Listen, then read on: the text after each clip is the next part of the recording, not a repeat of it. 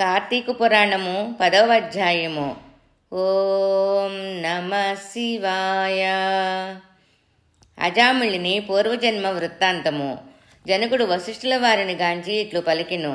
మునిశ్రేష్ఠ, ఈ అజామిళుడు ఎవరు? వాడి పూర్వజన్మం ఎటువంటిది?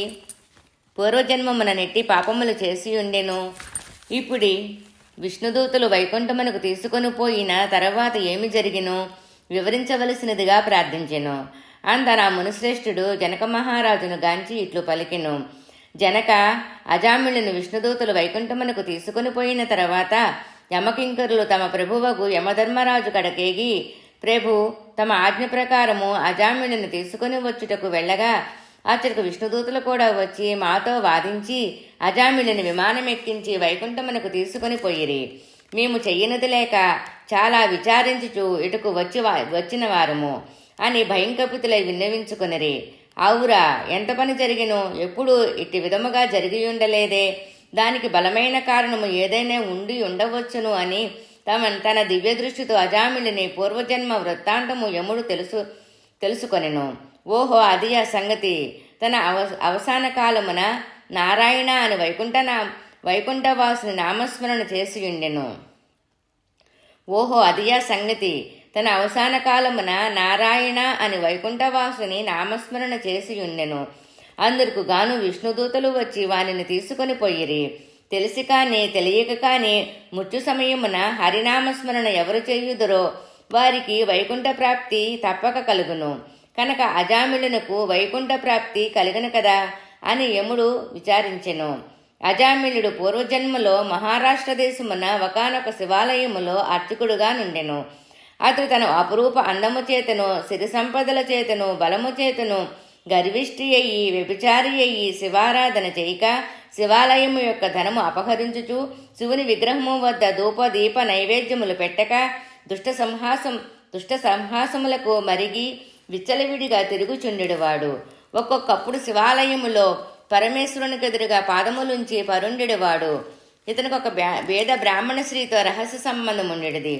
ఆమె కూడా అందమైనదగుటచే భర్త చేయనది లేక చూచియు చూడనటులు ఉండి భిక్షాటనకై ఊరూరు తిరుగుచూ ఏదో వేళకు ఇంటికి వచ్చి కాలం గడుపుచుండెడివాడు. ఒకనాడు పొరుగురికి వెళ్ళి యాచన చేసి పెద్ద మూటలతో బియ్యము కూరలు నెత్తిన పెట్టుకొని వచ్చి అలసిపోయి, నాకు ఈ రోజున ఆకలి మిక్కుడుముగానున్నది, త్వరగా వంట చేసి పెట్టుము అని భార్యతో అనెను. అందులకు ఆమె చెదిరించుకొనుచు నిర్లక్ష్యముతో కాళ్ళు కడుగుకొనుటకు నీళ్లు కూడా ఇయ్యక అతను వంక కన్నెత్తైనను చూడక విటునుపై మనసు కలదయ్యి మగని తొలనాడుట వలన భర్తకు కోపము వచ్చి మూలనున్న కర్రతో బాదెను. అంత ఆమె భర్త చేతికర్ర లాగుకొని భర్తను రెండింతలు కొట్టి బయటకు త్రోసి తలుపులు మూసివేసెను. అతడు చేయనది లేక భార్యపై విసుగు జనించుట వలన ఇక ఇంటి ముఖము పట్టవలదని తలపోసి దేశాలకు వెడిలిపోయిను. భర్త ఇంటి నుండి వెడిలిపోయిన కదా అని సంతోషించి ఆ రాత్రి బాగా ముస్తాబయ్యి వీధు అరుగుపై కూర్చుండి ఉండగా ఒక చాకలివాడు ఆ దారిని పోవుచుండెను. అతన్ని పిలిచి, ఓయి, నీవి రాత్రి నాతో రతీక్రీడ సలుపము రమ్మని కోరెను. అంత నా చాకలి, తల్లి, నీవు బ్రాహ్మణ పడితివి, నేను నీచకులస్తుడను, చాకలవాడిని, మరి మీరీ విధముగా పిలుచుటకు యుక్తము కాదు. నేనిటి పాపపు పని చెయ్యజాలను అని బుద్ధి చెప్పి వెడిలిపోయిను.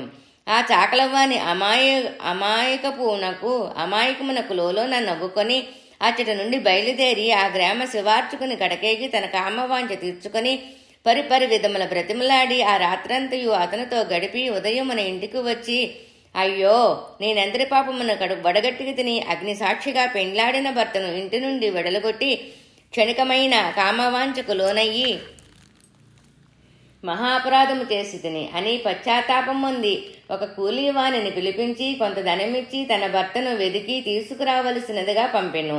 కొన్ని దినములు గడిచిన తర్వాత భర్త ఇంటికి రాగా పాదములపై పడి తన తప్పులను క్షమించమని ప్రార్థించెను. అప్పటి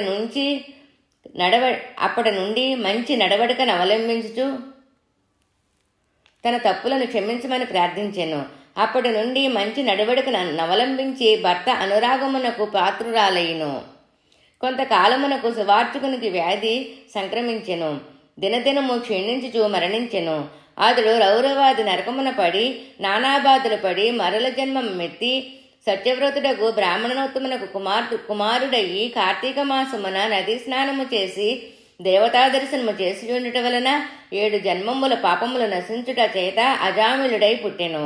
ఈ తన అవసాన కాలమున నారాయణ అని శ్రీమన్నారాయణని స్మరించుట వలన వైకుంఠమునకు పోయెను. బ్రాహ్మణుని భార్యకు ఆ కామిని కూడా రోగగ్రస్తురాలయ్యి చనిపోయెను. అనేక యమయాతనల వల్ల అనుభవించి